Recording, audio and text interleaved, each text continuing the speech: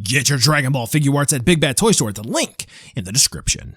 Dragon Ball, Pokemon, Kaiju, and more. It's Steven's Toy Reviews. Hello there, collectors. It is Steven here, and welcome to another Dragon Ball Figuarts review. We're going to be kicking off what I like to call the Saga reviews, where I have a few backlogs of DBZ figures to review, and we're going to be doing them in sagas. Yep, so today we're going to be starting off the Tournament of Power Saga. Some of the figures you know, and you love, some of them you just hate. Today we're going to be kicking everything off with the SH Figuarts Goku Ultra Instinct. This is going to be where he masters it, even if it's just for a brief period of time where he's able to use it when he fights Jiren at the end of the Tournament of Power. Oh, yeah, spoilers, but I mean, let's get real here. I think it was in, Brazil? They actually aired this on giant screens and plazas. Yeah, so anyway, the Ultra Instinct Goku Figuarts is finally here, and fans are going crazy, not only because this is the quote-unquote final form, because it's not technically a form of Goku, but it is the first shirtless body Goku that we get. That's right, the Awakening Goku Figuarts had a part of the shirt on his torso, but here, no shirt at all except for what's ripped up around the waist. So we have an awesome technique of Goku. I'm just going to say form from here on out. You know what I'm talking about. And we have a generic body which can be used for so many other figures. Yeah, this one is going to be worth keeping an eye on. So let's take a look to see whether or not he's worth adding into your collection. Generally speaking, I would say the colors for this figure are bright, more so than the usual Goku. For whatever reason, I find the oranges on the pants to be very bright. There is some shading there, which is, pretty cool. Not a whole lot to write home about there. But the blue shirt that is torn up around his waist is very, very bright blue. As you may be aware, there is an event-exclusive Figuarts Goku Ultra Instinct sign, which that one has a dark blue shirt, so if you were to put these two on the shelf, that kind of wouldn't add up. So I don't quite know why that is such a bright blue there, but c'est la vie. Now, Goku's hair, for some folks, they say that it is devoid of color and we're looking into what is effectively the abyss. Others will say that it is silver. I'm in the silver camp, and I would say Bandai did a great job in capturing Ultra Instinct's hair color here, and also how wavy it sort of looks, because it's not just quite normal Goku hair, just repainted. It does have a different shape to it, and generally speaking, I think Bandai did a good job. Throughout the body of Goku, what is exposed flesh anyway, we do have some scratch marks and some scarring here and there, but they didn't add any sort of shading or fading of any sort. We just have a couple of scratch marks all throughout the body and on the face plates as well. So they added some sculpt mark details, but no paint to really back it up. Some customizers have been able to make this look good, but unfortunately, Bandai didn't really do any detailing there. The legs are actually going to be brand new, not completely reused from other figures, so that is good to see there, and that battle damage is reflected rather nicely. Generally speaking, Ultra Instinct Goku here does hit quite a few marks very, very well, but some places it definitely could do just a little bit of a better job. Every once in a while, there will be a figure that's released that if the articulation is good enough or is super awesome, if I fiddle around with it when I'm working on a review, even for another figure, then unfortunately, I just simply won't get any work done. The last figure that I can really think about that comes to mind is going to be Evil Boo, or Super Boo as some folks like to refer to him as. And unfortunately, Ultra Instinct Goku here absolutely falls into that category. I know he's another Goku, but the articulation is pretty good, I think. There's only one issue that I have, which we'll kind of cover in accessories as well. So what do we have? Well, we do have the standard joints here for the head as everything moves. As you will see that he is going to use the same sort of style joints here for the neck. So we do have a ball joint and then a swivel hinge combo. So for those of you who like to head swap your Gokus, maybe you're looking to pick this one up for another body, this is going to be just fine. We have a ball joint where the neck plugs in, so we can get some good movement there. Shoulders are going to plug in on a ball joint, so we have some good movement there.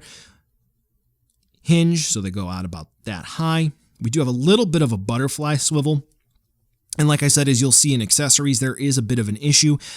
Even if we were to compensate for this, we cannot really, I'll show you with the hands later, get him in all that great of a Kamehameha pose, but he can still do it, so that's good.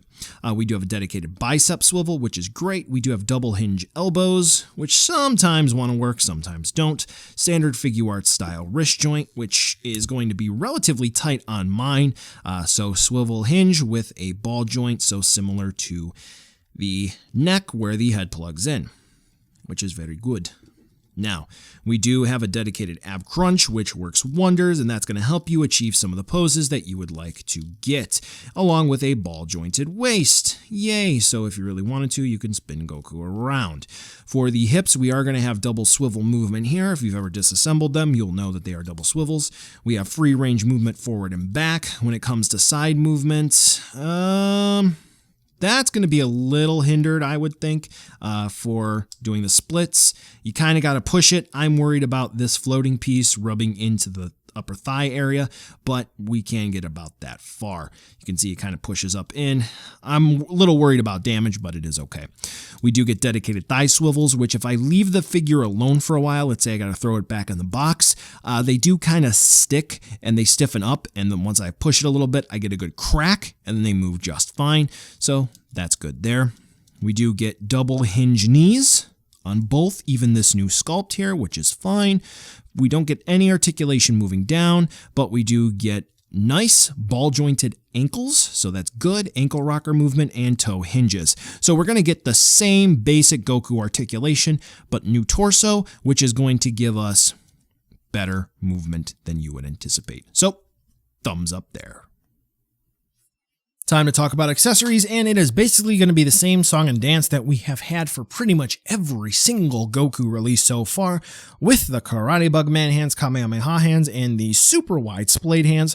But for this Goku, we are going to come with 3 alternate faceplates and another charging normal Kamehameha effect part. That's right, not a red one, not A1 for Goku Black. I don't know why I say A1 for Goku Black, but I'm going to keep that in anyway. Yes, we get a normal vanilla Kamehameha charge effect. So let's go ahead and take a look at everything that we get here. We're going to take a look at the faces, where you can see that we get a gritting teeth face, which looks pretty cool. We get a screaming face where his eyes are pointed down.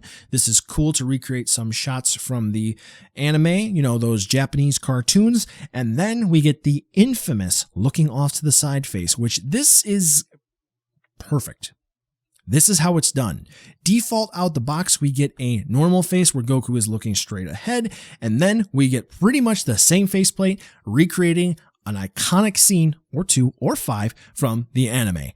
Bandai, do this for all your figures going forward. I'm thinking back to the Super Saiyan 3 Figuarts. You didn't do it there. You did it here. Good job.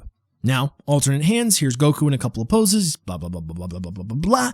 You should know exactly what to expect out of these hands. There's nothing new here. And then the Kamehameha effect. This looks so nice. It is in a nice, clear, translucent blue plastic.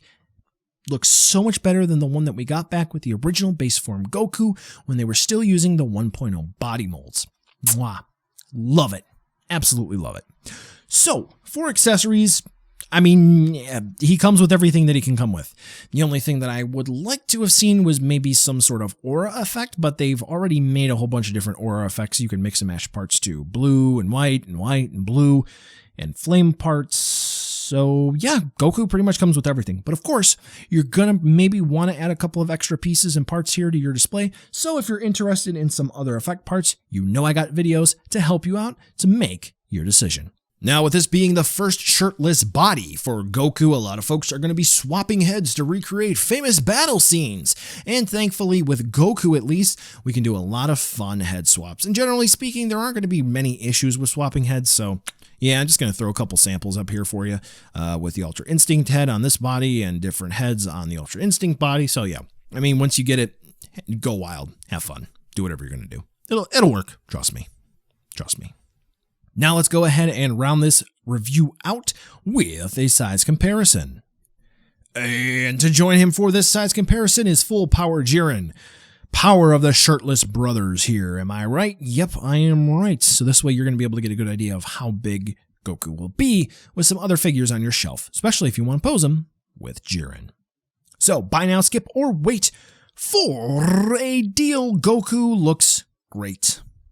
Couple of issues with the paint. They could have added some more details, and I don't quite know why they went with that very bright blue for the torn up shirt. But nevertheless, Goku looks good. If you like this form of Goku, congratulations. Here's your Figuarts. You can go ahead and run with it. The articulation is rock solid as usual. Could be a little better on the butterfly hinge and the shoulders.